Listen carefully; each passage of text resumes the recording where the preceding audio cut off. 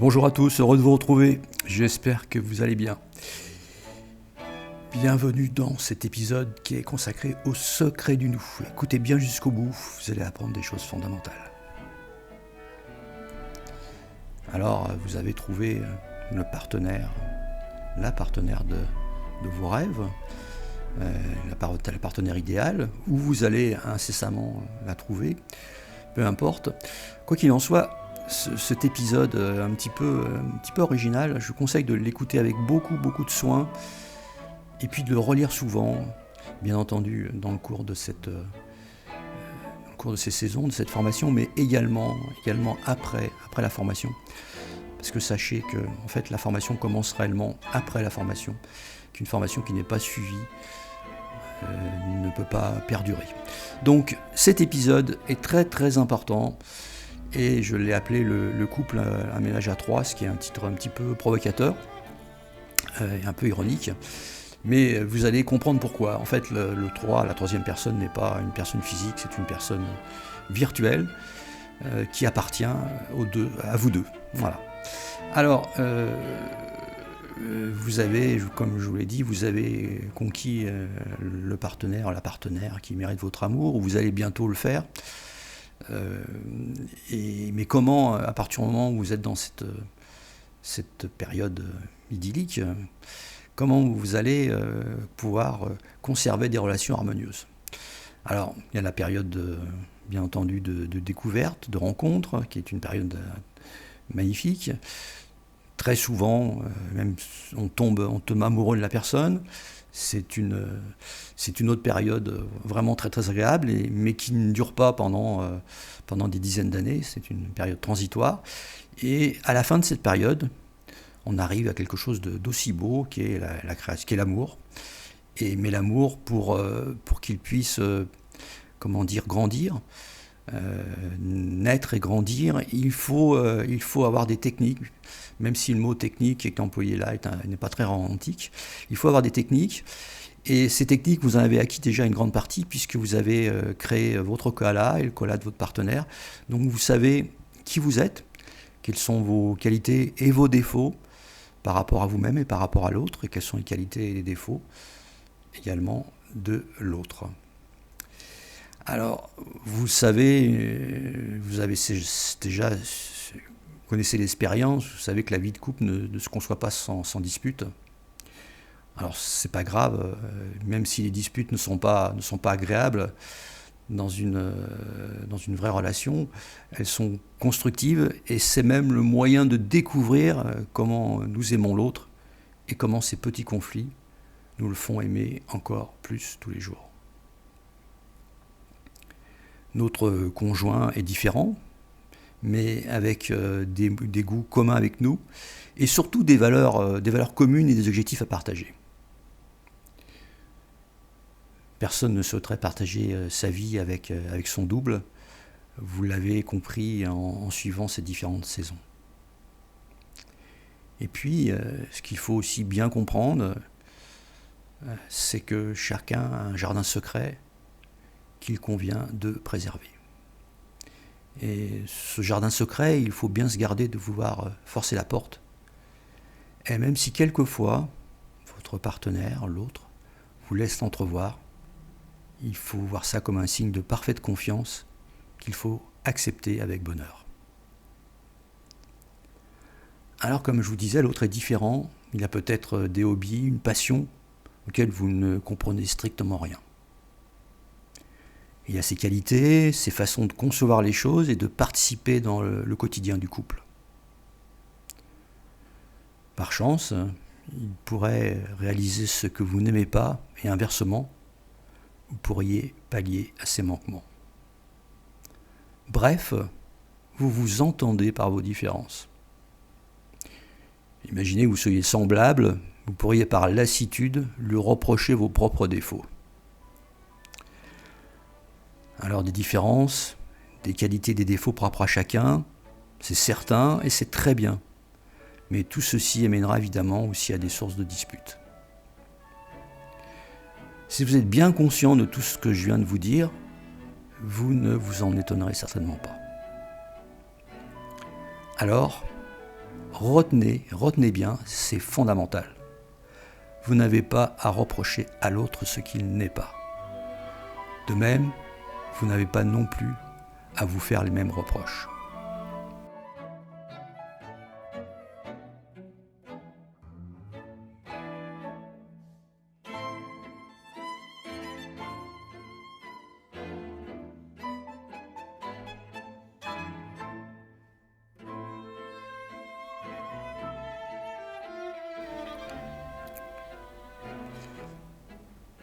En fait, un couple est plus qu'une similitude de projets, de valeurs, de complémentarité, de différences.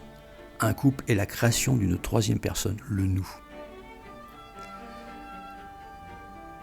Vous ne construisez pas pour vous, pour l'autre, mais pour le nous. Le nous, c'est cette troisième personne qu'il faut créer et entretenir pour maintenir l'harmonie. Si vous avez bien compris ce principe, tout va vous sembler plus simple. En réalité, toutes les difficultés que nous rencontrons et qui apparaissent dans un couple doivent être résolues par le nous. Vous n'avez pas à critiquer le comportement de la personne que vous aimez par rapport à vos souhaits, mais cherchez ce qui peut ou ne pas convenir au nous. Le nous est tout ce que vous allez partager pour créer un couple stable. Cette notion indispensable, je vous demande de l'approfondir et de l'intégrer, de la faire intégrer à la personne avec laquelle vous avez décidé de partager votre vie.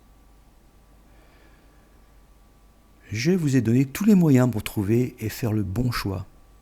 Mais de même que l'amour est insuffisant pour maintenir une relation, une personne parfaite pour vous ne survivra pas à l'épreuve du temps. Il faut utiliser le secret du nous pour construire chaque jour un bonheur un peu plus solide. Je vais poursuivre l'explication de la création du nous et vous trouverez différents liens dans cette saison pour agrandir cette notion du nous fondamentale pour que tous les efforts que vous avez consacrés ne soient pas perdus. Alors pour bien comprendre les notions du nous, il faut avoir quelques connaissances sur l'intelligence émotionnelle et je vais très rapidement vous en parler. Vous avez rencontré l'homme ou la femme que vous avez toujours souhaité et grâce à cela, vous avez une bonne connaissance de vous-même et de votre partenaire. Ça va vous faciliter les choses pour comprendre le nous. Pour l'instant, tout est facile, harmonieux, délicieux même. Pas une ombre au tableau, comme l'on dit, et pas le moindre orage en vue. Votre aventure est faite pour durer très longtemps. Et je vais vous apporter quelques techniques magiques pour que cette harmonie soit encore plus harmonieuse et comment rendre les orages romantiques. L'intelligence émotionnelle, avec les quelques notions, ces quelques notions va vous apporter une grande fluidité et une grande compréhension dans la communication. Mais connaissez-vous les principes de base de l'intelligence émotionnelle ? Tout d'abord, les psychologues ont identifié 6 émotions qui proviennent de la partie reptilienne de notre cerveau, la partie la plus primitive. Ces 6 émotions sont la joie, la colère, la peur, la tristesse, le dégoût et la surprise. Il existe plusieurs théories à ce sujet, mais je vais rester le plus simple possible et vous pourrez toujours approfondir vos connaissances plus tard si vous le souhaitez. À la base, à l'origine, les théories sur l'intelligence émotionnelle sont orientales.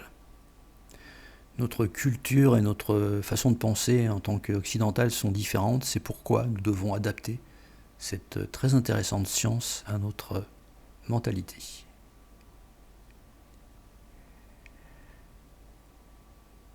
Plusieurs choses importantes à retenir dans cette approche de l'intelligence émotionnelle. Tout d'abord, il faut bien comprendre que toutes les émotions sont fatigantes. Nous ne pourrions survivre longtemps si nous ne vivions que d'émotions. Mais nos émotions sont également indispensables à notre survie. L'émotion la plus importante est certainement la peur, qui nous permet de survivre au danger, celle qui va nous permettre de fuir ou de ne pas nous jeter dans le vide. Mais revenons quelques instants au nous. Je vais vous surprendre, mais l'amour, ce sentiment complexe, aussi sincère soit-il, est égoïste. Lorsque l'on dit « je t'aime », en fait, qu'aimons-nous ? Nous aimons le plaisir de voir la personne avec laquelle nous sommes, de la toucher, de vivre avec elle. En fait, nous aimons le plaisir que l'autre nous apporte. Donc en fait, « je t'aime » ne veut rien dire, on aime soi-même à travers l'autre. Mais ce n'est pas grave. Ce qui importe, c'est de bien considérer le nous comme une personne à part entière et d'en prendre soin. Alors, un autre point extrêmement important, la communication. Je l'ai déjà annoncé plus haut, la base de la communication doit être l'honnêteté. Je fais ce que je dis ce que je fais. Si chacun doit garder son jardin secret, les règles du jeu doivent néanmoins être claires dans un couple. Une autre attitude fondamentale, si vous décidez de partager quelque chose ensemble, vous devez être présent. Mais revenons aux différentes émotions qui sont, et ceci est absolument fondamental, les composantes des sentiments. Retenez bien que les sentiments sont une somme d'émotions. Si vous avez compris ce principe, vous pourrez résoudre les conflits avec beaucoup plus de facilité. Prenons par exemple la jalousie, qui est un sentiment. C'est un peu comme en mathématiques. Vous ne pourrez résoudre un sentiment de jalousie si vous ne le décomposez pas entre les différentes émotions qui le composent.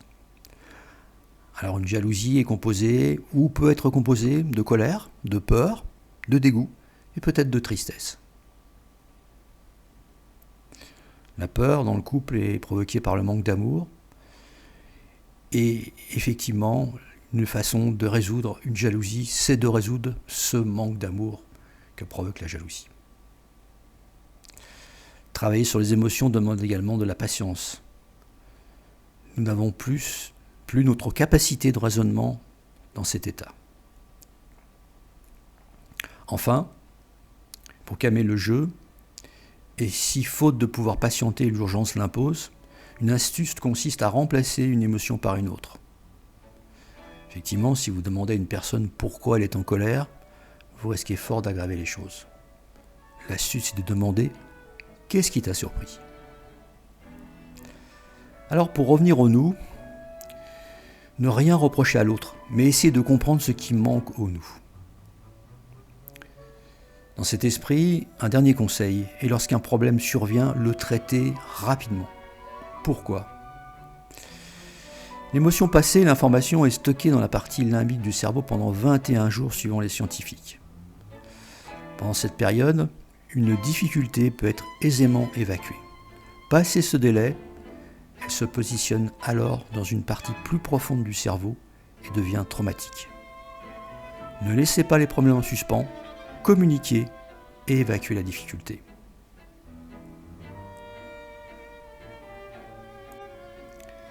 Alors, comment nourrir le nous ? Maintenant que vous avez compris le principe du ménage à trois et les bases de l'intelligence émotionnelle, je vais vous expliquer comment construire et alimenter le nous. Les premiers temps de la rencontre, la première période, celle où chacun est amoureux et d'une grande intensité. Chacun, dans l'émotionnel et avec une grande sincérité, pense que ce sentiment pourrait être éternel. Nous sommes envahis, aveuglés par une vague de chaleur, de lumière, d'une grande intensité. En fait, nous savons au fond de nous-mêmes que cette idylle finira par prendre fin, mais nous nous refusons à y croire pour jouir le plus longtemps et le plus intensément possible de ces sensations. L'autre est parfait et ses défauts, ceux que nous possédons tous, sont masqués, dissous, pour ne pas jouer les troubles faits. Et puis, progressivement, le souffle s'apaise. Aucun regret à avoir, au contraire. Les émotions nous ont épuisés, et si nous avons fait le bon choix, la véritable histoire d'amour peut commencer. Moins intense, moins douloureuse, mais plus belle, plus profonde, et peut-être éternelle. Nous perdons progressivement, mais quelquefois plus rapidement, ce sentiment de fusion, et chacun se retrouve face à l'autre et à lui-même. C'est l'heure des comptes, du bilan. Être amoureux peut s'oublier très vite ou être le ferment de l'amour. Nos démons ressurgissent, nos défauts, ceux de l'autre. Nous sommes redevenus ce que nous sommes. C'est tout à fait normal. Bénissons la magnifique aventure que nous avons vécue et qui n'est que notre lune de miel avant d'entamer la belle croisière. C'est à ce moment qu'il faut réfléchir au nous. Comme je vous l'ai dit, avec la création de vos koalas, la chose va être beaucoup plus facile. Alors, comment est constitué le nous ? Le nous est constitué de nos valeurs communes, les idées, les goûts, les objectifs que nous avons ensemble et que nous voulons partager. Ce que nous aimons faire ensemble, les dîners aux chandelles, les promenades en forêt ou un hobby commun, la musique, la littérature, un sport, une activité. Voilà pour le quotidien. Mais le nous, c'est également imaginer à deux des objectifs d'avenir pour ne pas prendre des routes différentes. Ça peut être un enfant, une maison, un bateau, une expatriation. Mais qu'est-ce qui fait la richesse du couple ? Évidemment des valeurs fondamentales, communes, des objectifs qu'il va falloir définir, mais aussi des différences. Vous pouvez penser, j'en ai déjà parlé, que s'unir avec votre double vous faciliterait la vie.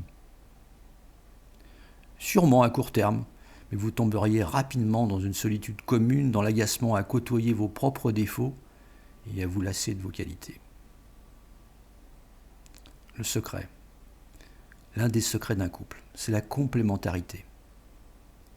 Vous serez plus fort à deux et admiratif de constater que l'autre peut faire ce dont vous n'êtes pas capable et vous faire découvrir ce que vous ignorez. Alors vos défauts sont peut-être les qualités de l'autre. Un couple n'est pas une compétition. Ce que vous donnez au nous, l'autre en donne autant et le nous est un bien commun. Ici aussi, la communication doit être très fluide pour définir ce qui seront ces biens communs.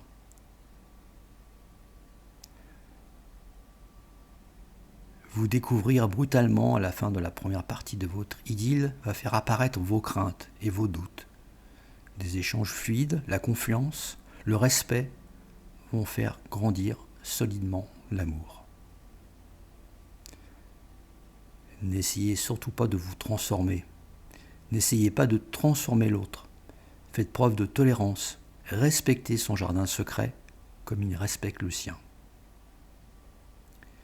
C'est justement cette tolérance que peut-être personne ne lui a jamais donnée qui sera la preuve de votre amour. Ne considérez jamais chacun des conflits qui vont nécessairement apparaître de la responsabilité de l'un ou de l'autre, mais une difficulté du nous. Pardonnez dès la première seconde toutes les réactions émotionnelles qui ne sont pas le vrai visage ni les vraies pensées de votre partenaire. Employez le « je » plutôt que le « tu » dans les petites remarques du quotidien. Par exemple, « Je pense que nous allons être en retard » plutôt que « Tu devrais te dépêcher ». Chacun a besoin de se retrouver avec lui-même, dans des activités, des pensées et même dans l'espace commun que vous partagez. C'est naturel.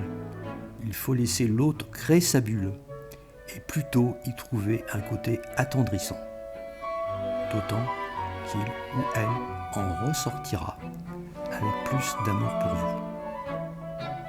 A l'inverse, lorsque vous partagez des moments ensemble, vous devrez être totalement présent. C'est une valeur fondamentale de respect.